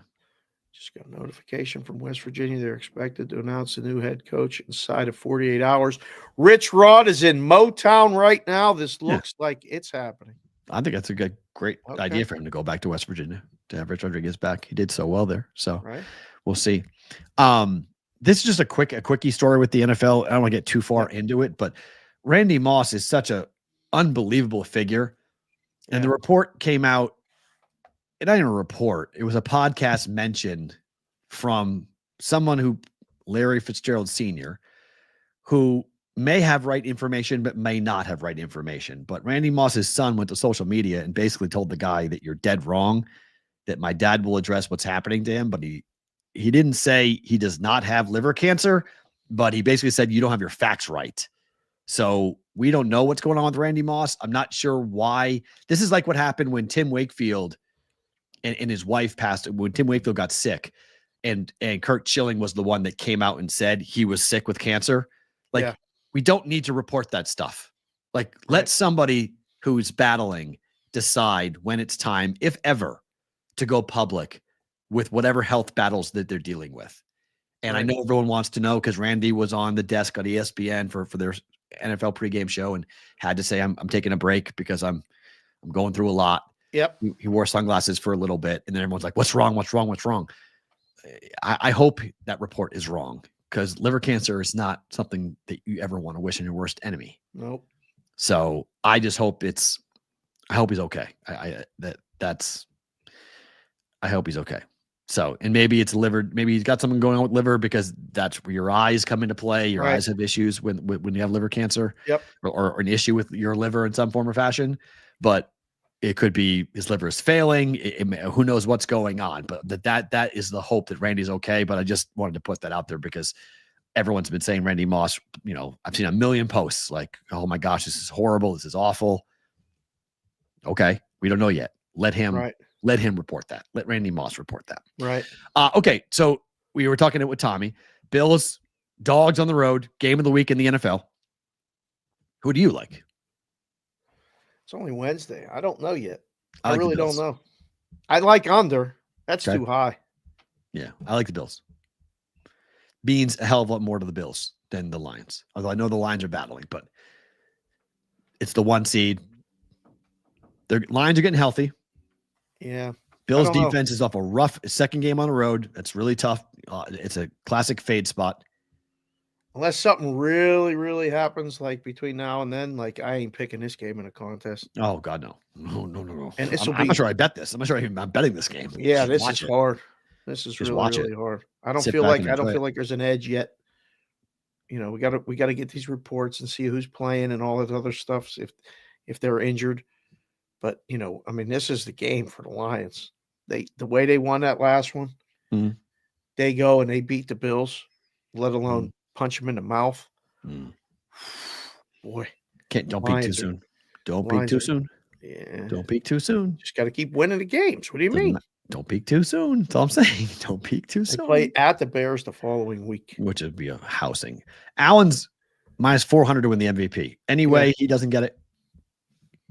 Outside of injury, anyway, he doesn't get it. I was going to say if he gets hurt. Only way, right? I don't think he's having a dud, right? Like whatever happens this week should be pretty good offensively for him. They play New England at home the following week.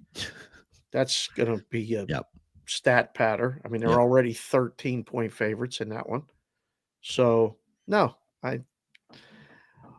what could have to happen behind from the other players right there? Saquon has to get 2,000 yards. Correct. It's the only way. Yeah. Some Correct. milestone has to be reached. Lamar's not doing it. No. Goff. No one's catching him, but Goff, Saquon's no. Saquon's the only one that can catch him. I don't know. Saquon's the only one. No, not Goff. He's not doing anywhere close to what Allen has done. Right. This year. Not even close. Not even close. This week, some news and notes from our friend Evan Abrams of the Action Network. 6 teams coming off buys, including Baltimore. Teams off a bye versus a team not off of a bye. They're 9-13 straight up. The team's off a bye? Yeah. Straight up? Yeah. Wow. How odd is that? That Normally is odd. it's like, oh, bet the team had the time to recover and game plan for 2 weeks. Not this year. This year they're coming off buys and losing the games outright. It's been a really hard year. When Tommy says he knows guys that are struggling and because a lot of times what happens when the guys that are used to winning are losing and then they start chasing, and you guys have all been there that are listening and watching the show. Yeah. You're not supposed to bet more when you're losing. You're supposed to bet less. Yeah. And a lot of times you make bad decisions and get beat up. This is one of those years. A lot of those people have been doing it for a long time. We're going, can't get a game right. I can't, teams off a bye used to be a win. Not this year. The Giants are catching 16.5 points at home against the Ravens. That's the biggest home spread against the Giants since 1966, when they were 23-point dogs to Dallas. Is it enough for you to say I'll take it? No. It's really not. No. 20's got to be the number. Yeah.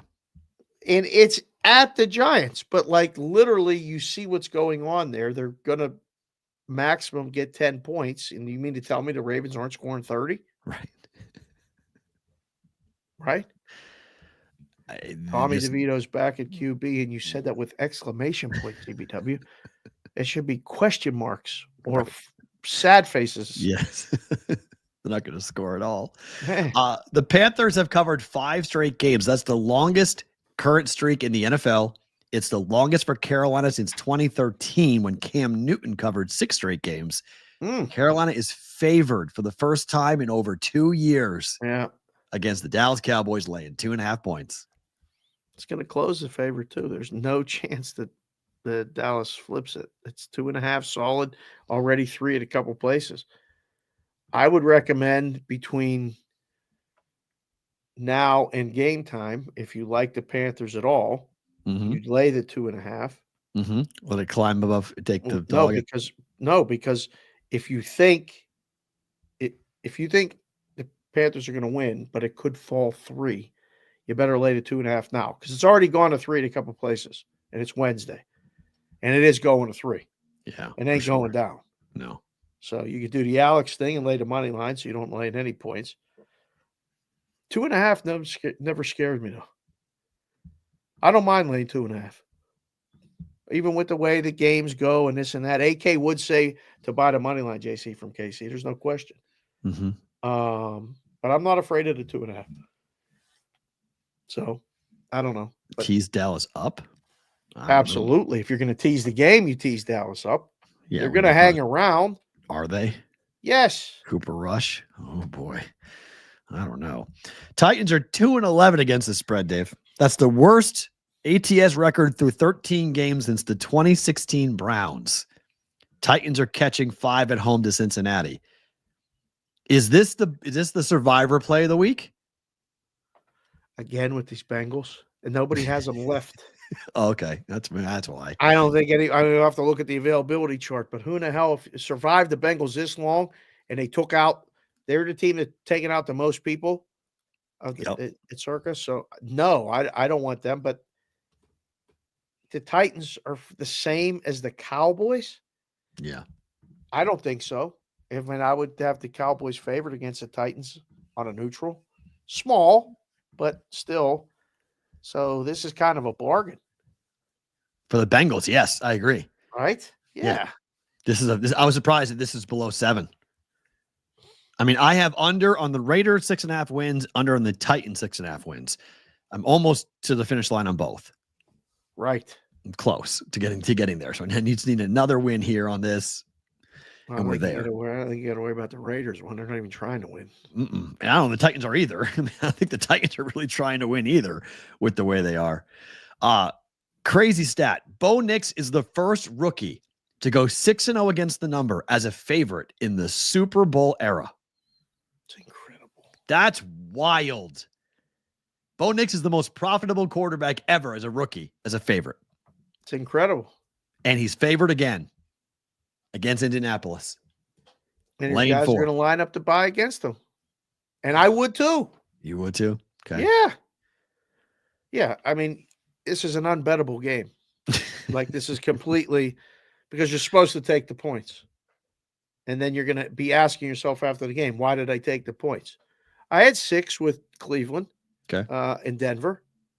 I thought that was the side. Yes, so did I. How that lost, I mean, it was funny because Jess was sitting on the couch and I was sitting at the table behind her. And when James threw the second pick, I just stood up and got up off the tape. And she's like, what's wrong? And I'm like, I can't believe he threw that pick. They're supposed to score there. She's like, what's the big deal? Was Denver? I'm like, because it was 6.5. You can't lose. Like, you can't lose there. And just lost.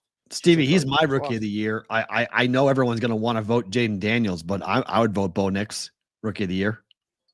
If I'm picking, it's Bo Nix.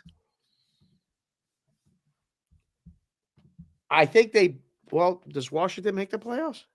Probably. Yeah. I mean, as long as they don't have a complete collapse, it's a pretty more even than you would think. But I'm with you. What Nix is doing, I think I would vote him.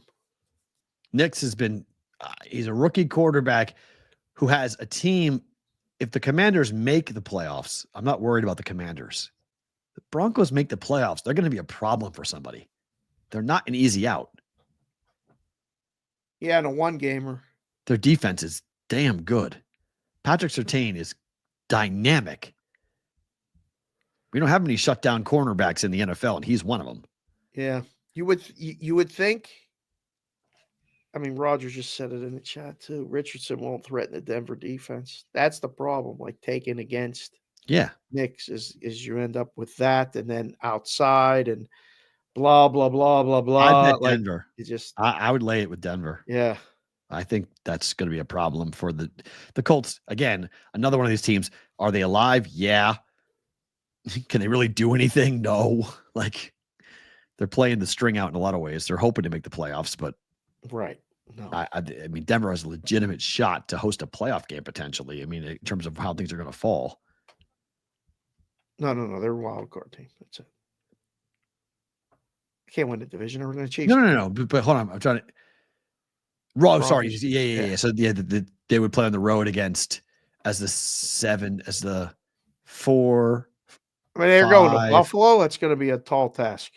Well, they'll be the 5 seed, would they not? I guess I was saying so the Ravens would be the 5 seed. They'd be the 6 seed. Yeah, right. They won't host. So they would be going on the road to Buffalo. No. Oh, yeah, 3-6. They would go to – well, no, they would go to Pittsburgh. As of now, you guys aren't going to be the 2 seed. No, the 3 seed. 2 plays 7, 3 plays 6, 4 plays 5. 1 seed gets a bye. Yeah. So – it's a good thing the Steelers aren't the 4 seed. I don't want to play the Ravens a third time. That's for sure. Right. So, Ravens go to Houston. So standings wise, I'm trying to think where does everybody wind up? Because if the Chiefs get the 1 seed, the Bills. So the Ravens would play as of right now, the Ravens would play the Texans. Right. You guys would play the Broncos, and the Colts would, so the Broncos would play the Bills. The Chargers would play you guys. Right. So it's a massive break for you guys to play the Chargers in December or in January. Outdoor dome team from the West Coast. But I think you guys have more of a chance to end with 5 losses. You guys watch out for you guys got to be careful with Baltimore. Yeah. And the Texas might catch you too. 4-game parlay for the Steelers is hard. You heard Alex. Texas, I know. Texans deep. Wow, the Texans have Chiefs and the Ravens left. Oh, right. And the Dolphins this week playing for their lives. Yeah. It's no bargain for them either. Yeah, boy. I mean, I guess Those are two Colts are losses. still alive. As long as the Texans beat the Dolphins, they'll be fine. They'll win the division. They got to win this weekend, though. If they lose to the Dolphins this weekend, they're in deep trouble because they're going to lose in the next 2 weeks. Ravens and the Chiefs are going to beat them. Wow, that's really interesting. So you guys, yeah, you're probably locked into playing the Chargers or the Broncos, one of the two. But the Ravens may catch you, and you could be on the road. The Ravens could catch you. That's going to be a wild 4-game stretch. You guys got to win 2 games. You win 2, I think you win the division. Got to win 2. Eagles, Chiefs, and Ravens. You go 0-3. Don't let them win 3. You go 0-3. Don't let them win 3. Number 1 seed. Well, that's if Casey loses. If your one loss is to Kansas City, it doesn't matter. You're not the 1 seed. Oh yeah, we need. You go 3-1, and that one loss is to KC. You're not the 1 seed. Well, yeah, no, I'm saying they go 3-1 and beat the Chiefs. Yeah. Who do they lose to? Bengals in the last game of the year. Let's go, Cincy. Eagles, Ravens, Chiefs. I'll tell you right now, there is no way you're going 3-0. Not happening. Probably not. Not happening. Probably not. You're more likely to go 0-3 than you are going to go 3-0. You're not going 0-3 either. You sure? Positive. It's hard to go 3-0. It's hard to go 0-3. They're not going 0-3. They're not losing all 3. Your team win total was 9.5. Was wrong. I'll tell you. Or if you go 10-7, it wasn't that wrong. Yeah, they're going to win at least one more game. Are they? Yes. I think there's a good think shot they're going to beat Cincinnati the last game. Well, you may not need it. It may not matter. Or the Bengals may need it for their life to get in. Bengals might need it for everything. No, CBW. The Penn State does not play the same time as the Ravens and Steelers. That's going to be a real thing at this house because the kids are going to be home and I'm going to be locked away watching football. It's going to be like, oh, boy, is he annoying. Yeah, I'm watching the game. Team's in a playoff. Playing SMU. Leave us alone. Probably get Mustang stuff. Oh, God. Yeah. The Bucks and the Mavericks both advanced to Vegas last night with the wins in the NBA Cup. We'll do the Mavs lost. Oh, sorry. We'll do that. OKC won. We'll do that on the other side. Yeah, sorry. OKC won. We'll do that on the other side. If you guys are watching on the replay, thank you for being here, listening on SiriusXM as well. If you guys are live with us, don't move because we got games to picks and plays. Budweiser guy. This is where we do picks. Go to the YouTube. Go to the YouTube channel. Hawks at the Knicks night, laying 8. 237 the total. Ain't no way in hell you lay 8 in this game. I laid 7. Did you really? Yep. I like Hawks. Knicks are going to house them tonight. House them? Big game for them. It matters to the Knicks. Home teams went 2-0 last night. Home teams go 2-0 tonight. Yeah, I know. Over's the best play in the game. Probably, unless the Hawks can't shoot, and then it's the under, and then it's a blowout. Knicks win and goes under. 237.5 now? Yeah. High. Holy crap. High. Over. High. Yeah. I would say book it only because I would take 8 for the game. Yeah, late 7. Warriors have beaten the Rockets 15 straight times. You want to talk about a big game? It's a big game. February 20th, 2020 was the last time the Rockets beat the Warriors. Holy crap. 15 straight times. Wow. Thank you, Johnny Parlay. Interesting fact. Golden State has won last 15 versus Houston. Second longest win streak for any team against an opponent. Knicks are first with 16 against the Pistons. Wow. It ends tonight. Rockets win. Give me Houston. I say that's a bet. I hope you're right. All right, let's do it.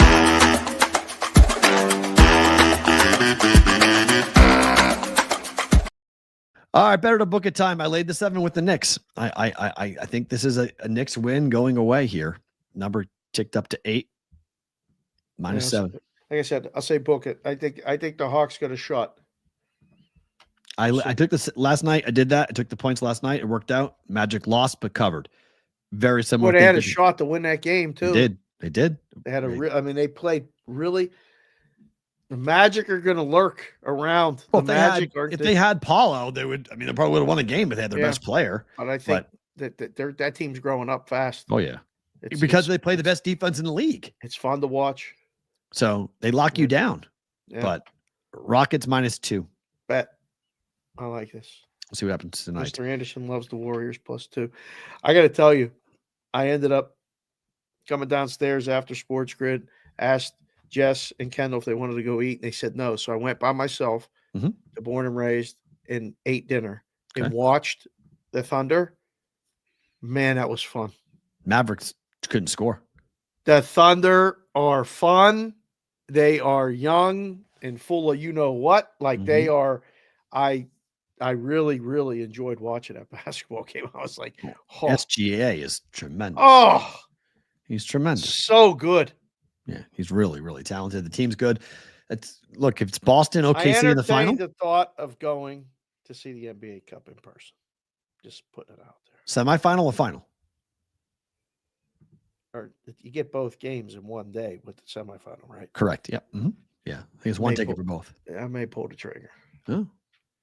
Been a while since when is that? An NBA game. Next week.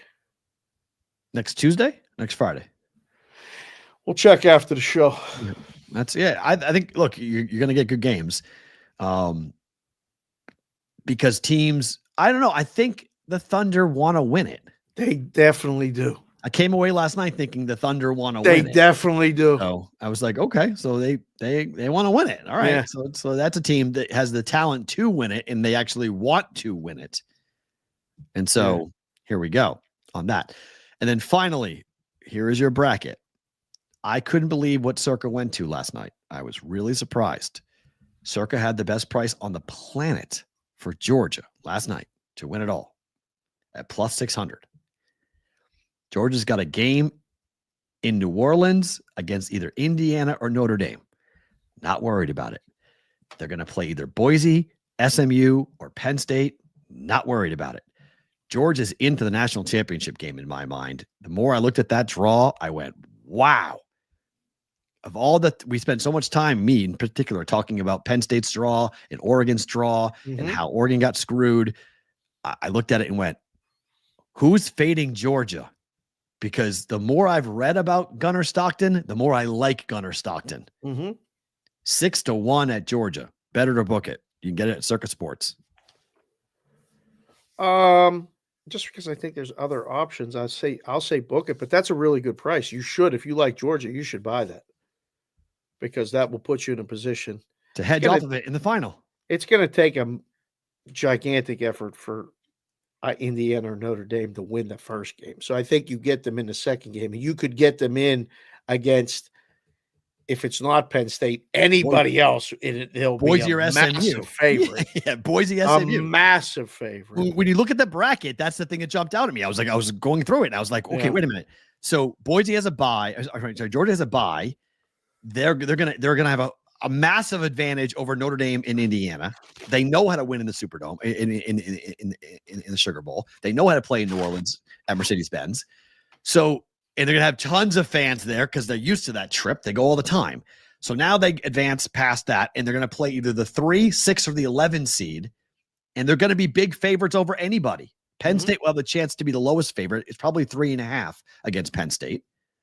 Depends on how they look against the Irish, I guess, if they play Notre Dame. And then they're into the championship game. Like I just looked in the chat. I saw our dear friend Johnny Peridakis is in the chat. He said Exacta's out ?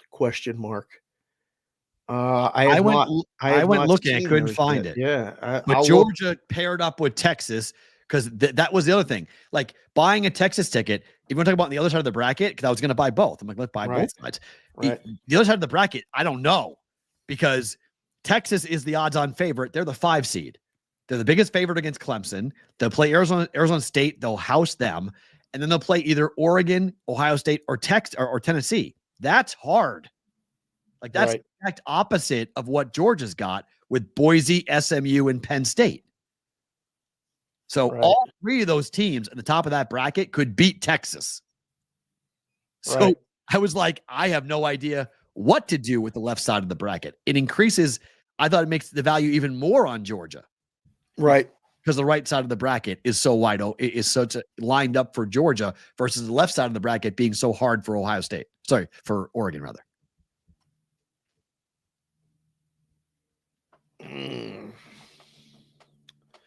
Wow. Eric Conrad came in the chat and said, Dave, I saw that if Notre Dame plays Georgia, the line would be Georgia -1.5. Wouldn't that say Notre Dame has a shot? Wow. That line, if you can do a look ahead line, go ahead and bet that. I'm surprised it's that low. I'm surprised it's that low. What book, Eric? Tell us the book, please. Yeah, that'd be great. Because that's a hypothetical. I mean, Georgia, obviously, ND's got to go ahead and beat Indiana first before they do that. And he's currently laying 2 to Georgia. You mean catching Getting 2, to, right? Catching 2, not laying 2. Catching 2, right? FanDuel and DraftKings. Wow. Okay. Exactors are now up on the Circa app. Okay. Oh. Circa put them up today. They weren't live there last night. That's great. Okay. So they're up now. Now it's 625. It's going up at Circa. Are there other injuries that we don't know about with Georgia? I don't know. I think there's a lot of people that have questions about Stockton. That's fine. He's a better runner. Yeah. No, Notre Dame is favored. Notre Dame's favored against Georgia. Thank you. Okay. Wow. Really? Wow. That's wild. The Irish are favored against Georgia.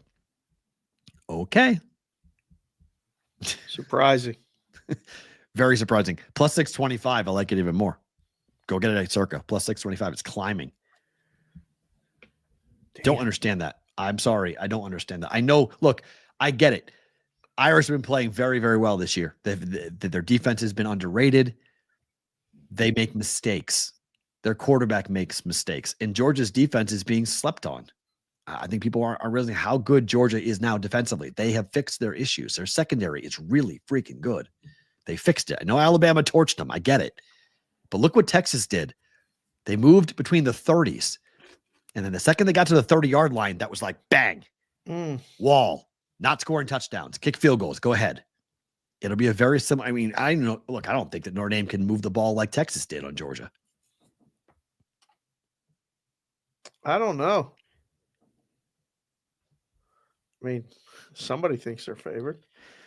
Okay, I agree. They ain't beating Georgia. Okay. I saw USA Today picked Notre Dame over Georgia. And I went, okay, I feel good about now.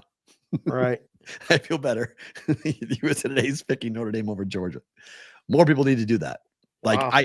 I agree, Stevie. There must be something else out there that's in the not in the know as to injuries or people sitting out that's causing that number to move. But Roger Long, no one is sleeping on Indiana, anything. Okay. No one's sleeping on Indiana's defense. No one's sleeping on anything. Okay. You played home games. Okay. You played home games. So no one's sleeping on anything. You guys are going to go on the road to the Irish. Okay. Like I don't love Notre Dame, but I love Notre Dame against you. That's all that I know. Wow. Okay. So favorite thing about today is what? Well, obfuscate is the first thing. Favorite Thanks, thing Alex. about today. Alex, thank you very much for that. 2, Tommy the Lip. He was again great. With just coming on and just doing his thing. And then I mean the deal with Resorts World. That was my favorite thing about. We'll have more information soon. Yes, but that was, for those of you that stayed around long enough for this, that is such a relief, and the back and forth and the things that had to get done for that.